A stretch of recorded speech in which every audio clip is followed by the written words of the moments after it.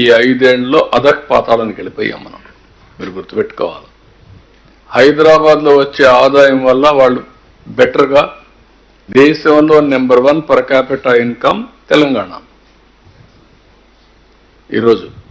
అది ఆ రోజు నేను చేసినటువంటి ఒక ఎకో సిస్టమ్ క్రియేట్ చేసాం. ఆటో పైలట్లు ఎడతా ఉంది, ఎవరు వచ్చినా కూడా జరిగిపోతా ఉంది, ముందుకు పోయే పరిస్థితికి వచ్చింది. కనీసం ఈ రెంటి పైన శ్రద్ధ పెట్టి ఈ 2 చేస్తే మళ్ళా రాష్ట్రం ఘాట్లో పడుతుందని చెప్పి రాత్రింబగుళ్ళు కష్టపడితే 2 రాష్ట్రానికి ఉండే 2 కళ్ళు పొడి చేసి అంధకారాన్ని సృష్టించే పరిస్థితికి వచ్చారు. బాధ, ఆవేదన ఓసారి. ఎందుకంటే అందరికంటే ఎక్కువ నేనే బాధపడుతాను. ఎందుకంటే ఇన్నిసార్లు ఎవరు వచ్చి ఉండరు. దేశ చరిత్రలో 28 సార్లు ప్రాజెక్టు దగ్గరికి వచ్చి ముందరు తిరుగుతూ ఉంటే మా ఇంజనీర్లు చెప్పారని నాకు అన్నీ తెలుసు. అవన్నీ ఎక్కడ కాఫర్ డ్యామ్ అప్పర్ వస్తుంది, ఎక్కడ డౌన్ వస్తుంది, డయాఫామ్ వాల్ ఎక్కడ వస్తుంది, గ్యాప్ 1 ఎక్కడుంది, గ్యాప్ 2 ఎక్కడుంది, గేట్లు ఏంటి, everything. It is a history.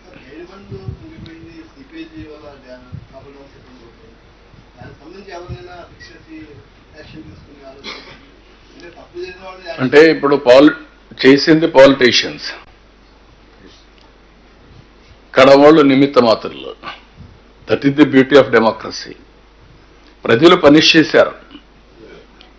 చేశారు కానీ నష్టపోయింది మాత్రం నష్టపోయాం.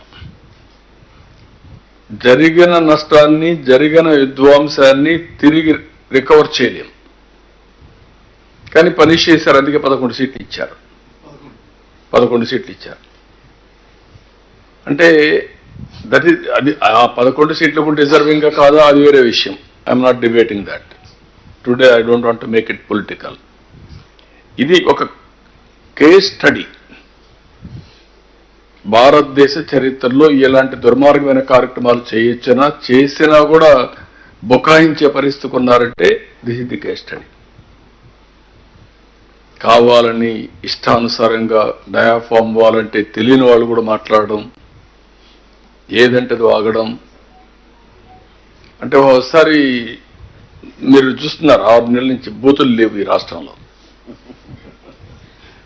అంత మునుపు ఎవ్రీడే భయంకరంగా విమర్శించుకుంటే తప్పు లేదు. పాలసీల మీద విమర్శించాలి, రాజకీయం మీద విమర్శించాలి, ఇష్యూస్ పైన విమర్శించాలి. ఇష్టానుసారంగా మాట్లాడడం, ఏదంటే అది మాట్లాడడం. ఇంకా కూడా మాట్లాడుతున్నారు అక్కడక్కడ. ఆ బూతులైతే కట్ అయినాయి కానీ ఇంకా ఉంటాయి. ఆ సోషల్ మీడియా కూడా ఇష్టానుసారంగా పెట్టి ఎక్కడో అమెరికాలో పెడతారంట, ఆస్ట్రేలియాలో పెడతారంట. అక్కడ పెట్టేసి తప్పించుకోవచ్చంట, వాళ్ళు పట్టుకురాలేమని. ఇలాంటి తప్పుడు విధానాలు అనేటివి చాలా బాధేస్తుంది. I don't want to go all these things today. ఏది హైట్ కి సంబంధించి 41.15 నేను ఒప్పుకోవడం కదా. అట్లాంటి ప్రయత్నం జరిగింది.